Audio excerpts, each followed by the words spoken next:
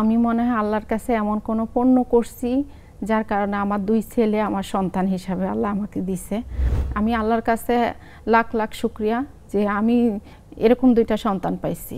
আমি জানি যে আমার বাচ্চাদের জন্য আমাকে বেঁচে থাকতে হবে। আমরা যখন কন্টেন্ট তৈরি করি তখন শুরুতে আমরা শুরু করছিলাম রান্না দিয়ে।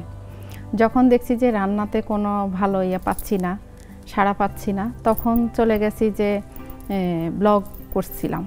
তখন সেটা তো খুব একটা ভালো পাচ্ছি না, কিন্তু নামটা তো তখনই দিয়ে ফেলছিলাম যে নীলাস খাবার দাবার, যে আমরা খাবার দাবার তৈরি করব। কিন্তু পাবলিক তো নিচ্ছে না। কিন্তু একটা জিনিস হচ্ছে কি, পাবলিক যেটা নেয় আমরা কিন্তু সেটাই করতে চেষ্টা করি। একটা জায়গা আসলে নীলুফার থেকে নীলা আসলে হচ্ছে কি, আমার নীলুফার ইয়াসমিন এটা হচ্ছে আমার স্কুল নাম, তারপরে বা একটা সার্টিফিকেটের নাম, কিন্তু এমনি হচ্ছে যে আমি নিকনেম হচ্ছে আমার নীলা, যেটা আমাকে সবাই বলে ডাকে আর কি।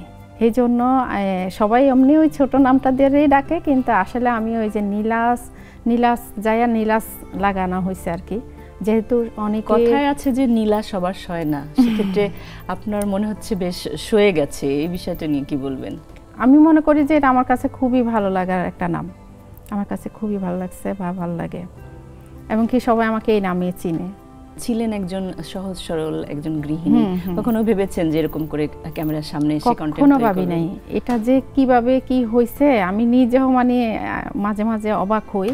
আসলে হয়েছে কি, আমি আসলেই সহজ সরল একজন গৃহিণী ছিলাম। তো যখন করোনা আসছিল, তো তখন তো অনেকের চাকরি যায় আসে, এরকম একটা অবস্থায় পড়ে গেছিল, আর ঘরবন্দি অনেক মানুষ হয়ে গেছে। তো কিছু একটা করি, এরকম একটা চিন্তা ভাবনা ছিল যে কিছু একটা করি, কি করা যায়। তখন যায় একটা পেজ খোলা হয়েছে, ইউটিউব চ্যানেল। প্রথমে আমি ইউটিউব চ্যানেলটাই খুলছিলাম, তো ওখানে মাশাআল্লাহ ভালো পাইছিলাম। পরে দেখলাম যে না, ফেসবুকেও ভালো চলতেছে, তা তখন যাই ফেসবুক আইডিটাও খুলি।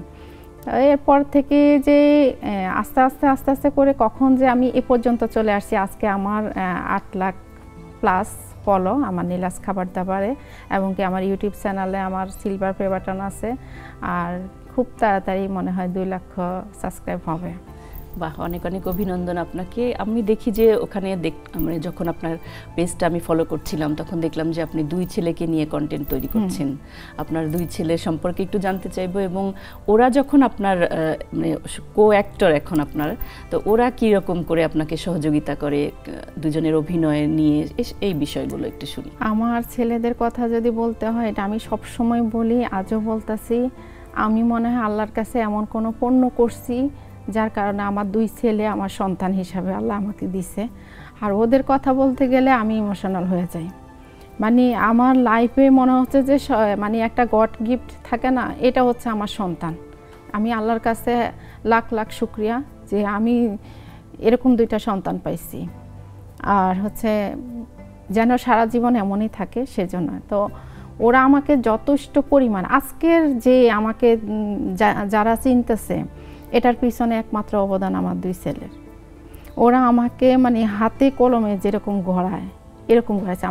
অনেক সময় আমরা যেরকম মা হইছি, আমরা কিন্তু সন্তানকে মানে অনেক সময় আমরা আচ্ছা সন্তানকে মানে করি, গড়ে তুলি, কিন্তু ওরা ওরকম করে আমাকে গড়ে তুলতেছে, আজও করতেছে। এই যে আপনি দেখলেন এখানে বসছি, মা আপনাকে এইভাবে বসলে, এই শাড়িটা পরলে, একটা অনুষ্ঠানে গেলে কোথায় কি সাজ নিতে হবে, কোথায় কি করতে হবে, সব কিন্তু আমার বাচ্চাদের জন্য।